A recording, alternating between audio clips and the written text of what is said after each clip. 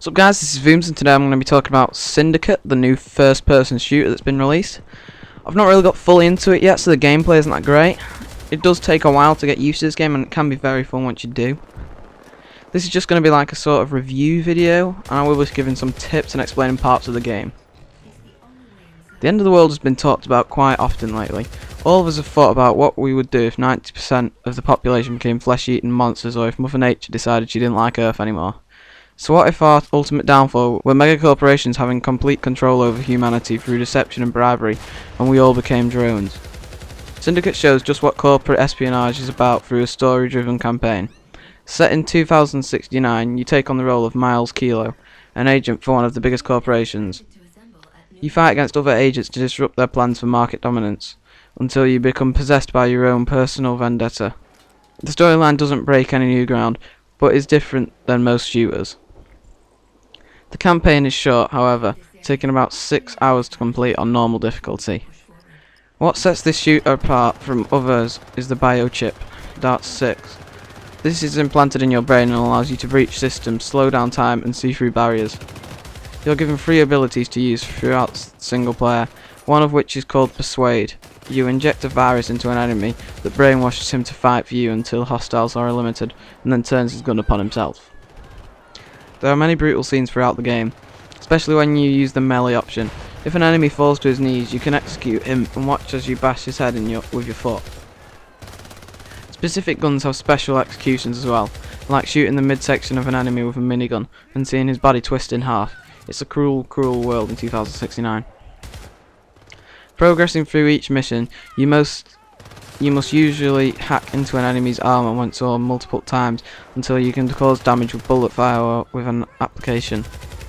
This process, though, quickly becomes repetitive. Hack armor, shoot, hack armor, shoot, hack armor, and repeat until the threat falls to the ground.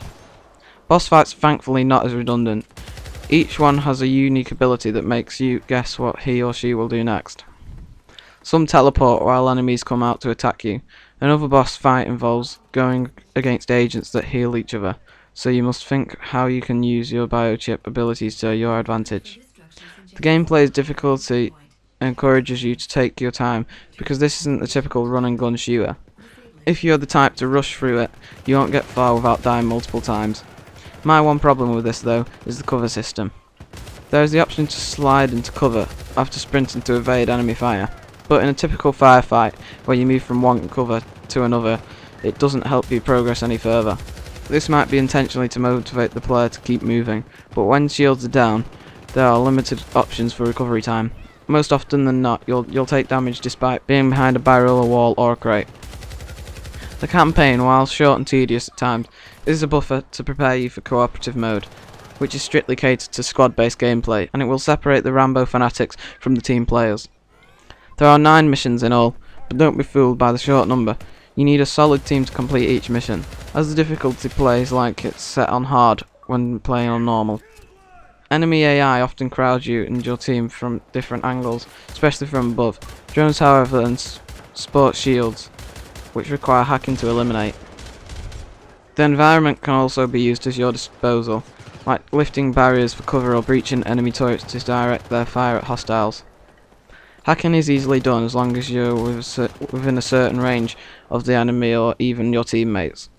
If your teammate is down, you can run up to them and reboot their shields, and then run back to cover while holding down the command button to continue the rebooting.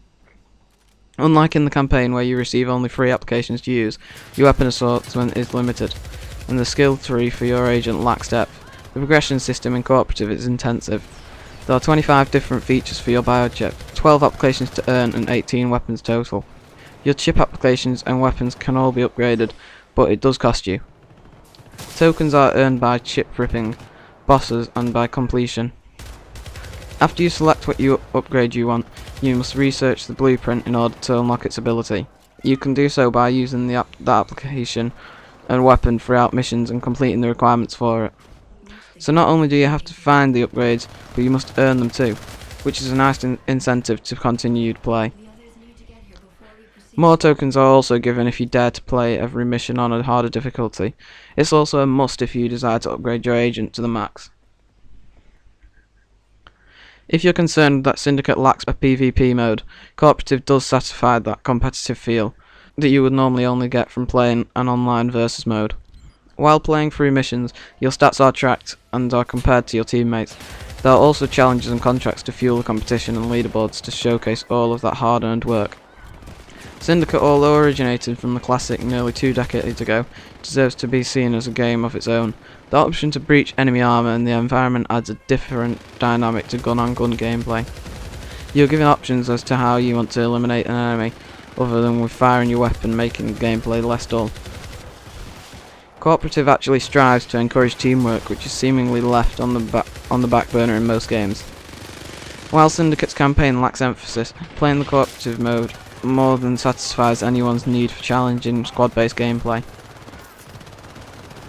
I hope you've enjoyed this video. If you have, be sure to leave a like. If you do have this game, send me a message or something, we can play. The big question for today is, what do you think about this game? If you could leave a comment in the description, that would be great. I'm also going to start doing a campaign series of this game, so look out for that. Be sure to subscribe for more videos like this. So I've been Vooms, and you've been awesome.